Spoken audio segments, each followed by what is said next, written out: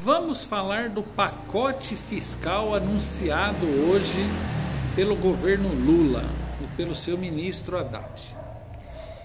Era para todos os trabalhadores, principalmente aqueles que ganham até 5 salários mínimos, estarem felizes, porque pela primeira vez, nós que sempre cobramos medidas estruturantes, é a primeira vez que a gente tem um governo que de fato mexe com o andar de cima. Ali está falando de taxação de dividendos, está falando da taxação dos super ricos, está falando justamente da isenção desse trabalhador de classe média baixa, está garantindo os investimentos mínimos que nós tanto precisamos para a educação, para a saúde. Agora, por que o mercado não gostou? Porque o mercado queria que sobrasse mais dinheiro para pagar os juros da dívida. 50%, ou seja, mais de 500 bilhões de reais, não é o suficiente. Eles querem mais.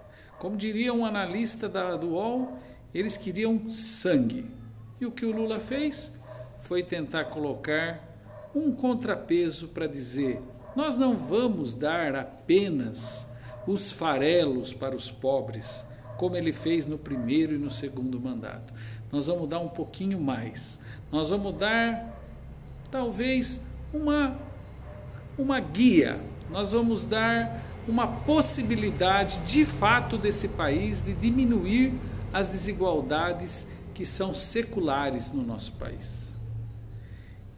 Bom, para uma pessoa que sempre foi da negociação e para quem está por dentro da institucionalidade, eu diria: a medida do pacote fiscal de Lula é revolucionária.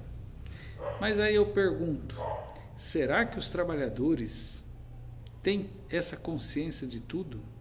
Será que eles vão conseguir defender o governo nessa? Porque é o que a gente precisaria ver. É o que a gente precisaria fazer, inclusive, como eu estou fazendo aqui agora, nesse momento. Defendendo esse pacote, que pela primeira vez eu vejo uma mudança nas estruturas, nas entranhas da questão tributária. Recentemente eu fiz um vídeo falando dos 500 bilhões. Tem gente que reclama do Bolsa Família. O maior programa de transferência de renda que o Brasil tem é com os milionários, com os bilionários.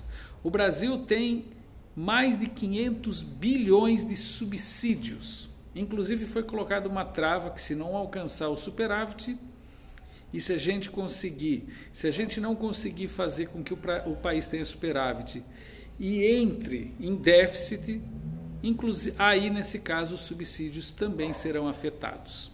Muito bem amarrada pelo Haddad e toda a sua equipe.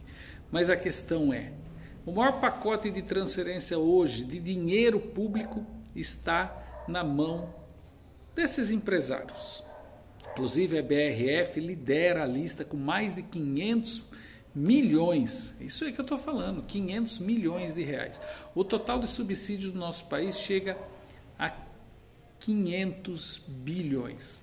Bastaria que a gente tivesse um desconto de 10% desse pessoal e não precisaria mexer em nada. Mas por que a gente não consegue mexer com esse pessoal? Porque eles têm lobistas.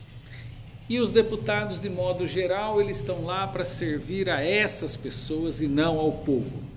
Talvez um dia, se o povo entender que eles votam para a raposa cuidar do galinheiro, talvez eles consigam compreender e como defender, principalmente, aquilo que seria de interesse da classe trabalhadora. O problema é que boa parte dos trabalhadores acreditam no mito, na falácia de que vão prosperar até chegar à riqueza. Vamos ver como vai ser isso. O governo já começou a apanhar e está apanhando muito.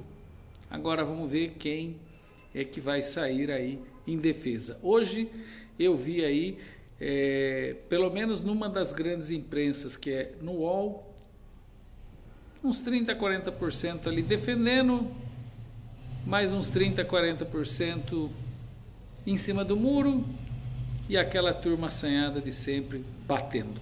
Vamos aguardar.